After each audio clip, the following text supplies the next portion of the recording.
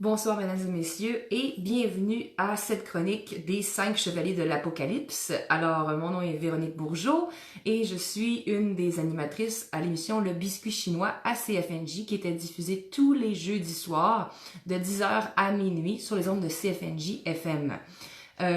Vu que nous ne pouvons pas faire l'émission en ce moment à cause de la crise, parce qu'on était plusieurs en studio, donc on a décidé de faire quelque chose de différent, quelque chose qui peut-être va découler dans une espèce de recherche sociologique. Et Marc Hugo a eu l'idée. Donc, tous les soirs à 21h, les 5 chevaliers de l'Apocalypse, donc c'est les 5 membres du biscuit chinois, qui vont faire une confidence. Donc, comment qu'on se sent par rapport à cette crise-là? Parce que oui, tout le monde a des sentiments différents face à la crise et comme vous savez, je fais déjà une capsule à 5 heures à tous les jours. Mais c'est une capsule pour remonter le moral, une capsule très très positive.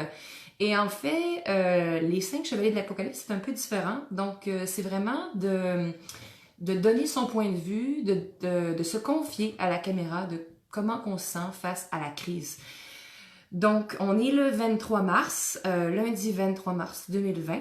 Et j'écoute toujours le point de Monsieur Legault à tous les jours à 1h de l'après-midi. Alors, je fais toujours des notes. Donc, on a 628 cas au Québec en ce moment, ce qui est 409 cas de plus qu'hier. Donc, c'est quand même un grand bond qu'on a fait aujourd'hui. Par contre, ce qu'on doit savoir, c'est que beaucoup de tests ont été faits dans la dernière semaine et que ça prend quand même beaucoup de temps pour avoir les résultats des tests pour le moment. Donc, c'est pour ça qu'on a eu beaucoup de résultats aujourd'hui et que les cas ont augmenté drastiquement. On n'a pas de nouveaux décès, donc on est resté à 4 décès. Donc, ça, c'est quand même une bonne nouvelle. Par contre, on nous a appris que les commerces qui sont non essentiels vont être fermés. Donc, si on dit que c'est pas essentiel, donc ça veut dire tout ce qui n'est pas nourriture et santé et sécurité. Donc, les épiceries restent ouvertes, tout ce qui est santé reste ouvert. Par contre, tous les gens qui travaillaient doivent retourner à la maison. Et ça, c'est effectif demain à minuit. Donc, ça a quand même créé une onde de choc au Québec, on va pas se le mentir. Beaucoup de gens qui sont insécures, qui savent pas ce qui va se passer avec le budget, avec la nourriture, avec tout ça. Et je vais juste dire que c'est normal d'avoir peur. C'est très normal d'avoir peur. Et en fait, moi aussi, j'ai peur. Tout le monde a un peu peur. L'important, c'est d'essayer de garder la grande ligne, le focus et de s'entraider. Et surtout, de rester à la maison. Donc, moi, ce soir, je voulais vous partager, en fait, mon état d'âme sur cette crise. Parce que moi, on travaillait sur les bateaux de croisière. Donc, comme vous avez pu le constater dans les dernières semaines et même le dernier mois, il y a certaines compagnies de bateaux de croisière qui ont été affectées par le virus bien avant que ça devienne une éclosion totale. Moi, je travaille pour la compagnie Celebrity et Royal Caribbean, donc ces deux compagnies-là n'ont pas eu de problème en tant que tel. Par contre, nous, on voyait les autres compagnies, Princess, puis Carnival, puis les autres compagnies qui commençaient à avoir des éclosions à bord, et là, ça nous commençait à nous faire peur. Au fond, moi, j'ai des amis partout dans le monde.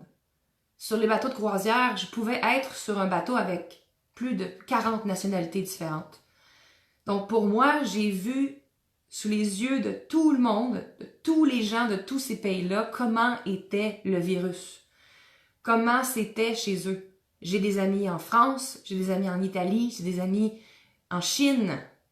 Donc, j'avais des amis qui étaient sur le bateau et puis qui s'inquiétaient pour leur famille. Donc, moi, ça fait longtemps que j'ai des nouvelles de ce virus-là mais jamais on aurait cru que ça serait arrivé chez nous aussi rapidement.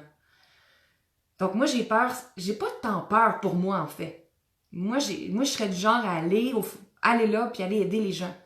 Par contre, moi, j'ai peur pour mes amis, ma famille, les personnes qui sont plus âgées. Je pense à ma mère, à mon père, à mes grands-parents.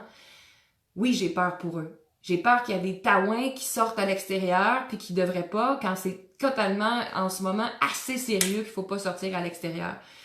J'ai peur que quelqu'un livre une pizza à ma grand-mère puis qu'il y ait le virus.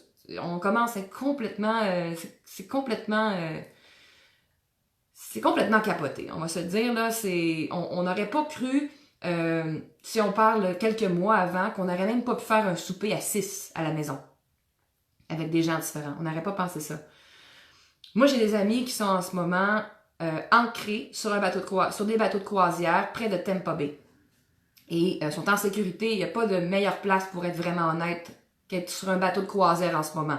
Vous avez tout sur un bateau de croisière. Vous avez un hôpital, vous avez de la nourriture, vous avez des cuisines, vous avez tout. Vous avez de la sécurité, vous avez tout ce que vous avez besoin sur un bateau.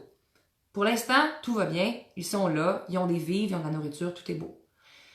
Par contre, je m'inquiète quand même. Et ces gens-là sont inquiets aussi. Ils ne peuvent pas retourner à la maison. Et ça, au moins jusqu'au 11 avril. Donc après ça, on ne sait pas ce qui va se passer. On ne sait pas si les gens vont refuser de les apprivoiser, de les approvisionner en nourriture, parce que ils sont à côté des États-Unis et on sait comment ça se passe aux États-Unis en ce moment. Donc, je pense à eux. J'ai des amis en Espagne aussi. C'est rendu très grave ce qui se passe en Espagne. J'ai des amis en Italie.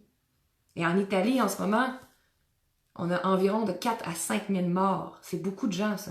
4 à 5 000 morts. Et en une journée, en 24 heures, je crois, le record, ça a été 681 morts. Et on a expliqué pourquoi en Italie, c'était si grave. Il y a eu beaucoup de facteurs là, de propagation et tout, mais aussi parce que la population est beaucoup plus âgée et que les grands-parents prennent beaucoup soin des enfants. C'est très familial en Italie. Donc, ça n'a vraiment pas beaucoup aidé. Et aussi, pour être bien honnête, moi, j'ai vu des messages d'infirmières de partout où est-ce que ça va vraiment pas bien. J'ai vu un message d'une infirmière italienne qui supplie les gens en pleurant de rester à la maison parce que ça n'a aucun sens qu'est-ce qui se passe dans les hôpitaux. Si on reste pas à la maison, là, ça va faire comme en Italie. En fait, si on reste pas à la maison, ça va tellement se propager que dans les hôpitaux, les infirmières vont devoir faire des choix. Ils vont devoir faire un choix entre votre grand-papa de 80 ans et vous, ou un plus jeune de 40 ans qui a de la difficulté puis qui n'est pas capable d'y arriver avec le virus, mais il va falloir qu'ils choisissent cette personne de 40 ans-là parce qu'ils fourniront pas assez. Et il y avait un témoignage d'une infirmière en Algérie. Cette infirmière-là aussi suppliait les gens de rester à la maison. Elle a vu des jeunes arriver. Il n'y avait pas de jeunes avant qui arrivaient avec le coronavirus et là, ils en ont vu. Et ils ont dû intuber le plus jeune sans gants parce qu'il n'y en avait plus. Donc, oui, il y a du matériel, mais il y a une limite. Même que j'ai mon collègue, mon ami, Pascal Walsh, qui m'a envoyé un lien d'une infirmière du Québec, de chez nous, qui faisait un témoignage pour nous avertir de qu'est-ce qui arrive. Savez-vous comment il faut qu'il s'habille pour entrer dans une chambre avec un patient qui a le coronavirus? C'est pas un saut normal, là.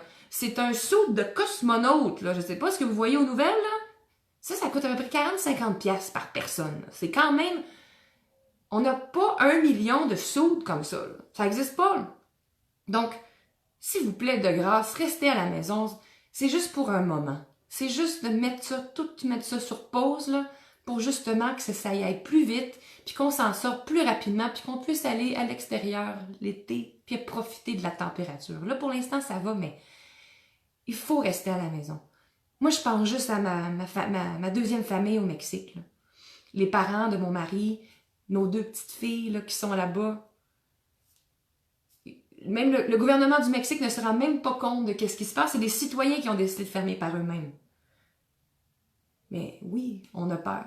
Puis c'est normal. Moi, j'ai peur pour tout ce monde-là. En fait, il y a une chose que j'aimerais terminer. Puis c'est que il y a un truc qui est positif. C'est qu'au Québec, on a en ce moment des cardiologues qui travaillent 24 heures sur 24. Ça fait 6 jours qu'ils travaillent sur un médicament. Ça s'appelle la colchicine. Et ça va aider à freiner les arrêts respiratoires de fou que le coronavirus provoque. Et on espère vraiment que ces cardiologues québécois-là vont au moins trouver un petit quelque chose pour améliorer la situation. Donc, c'était ma confidence, ma confidence de chevalier de l'Apocalypse. Et j'aimerais terminer vraiment par rester à la maison pour l'amour de tous ces gens-là, pour tout le monde qui nous entoure, pour vos enfants, vos petits-enfants. C'est pas juste pour vous, là. Faut arrêter de se regarder le nombril. Restez chez vous. Puis aidez-vous entre vous. Donc, on se voit demain pour une autre chronique des 5 chevaliers de l'Apocalypse et ça va être René Fish and Chicks qui va nous parler aussi de sa confidence de chevalier de l'Apocalypse. Et aussi, on se retrouve demain pour quelque chose un peu plus positif, peut-être ensemble demain à 5 heures sur la page du Biscuit Chinois. Donc, à tous, merci beaucoup de nous écouter. Puis écrivez-nous si vous avez des choses à confier aussi. Merci beaucoup, puis passez une belle soirée enneigée.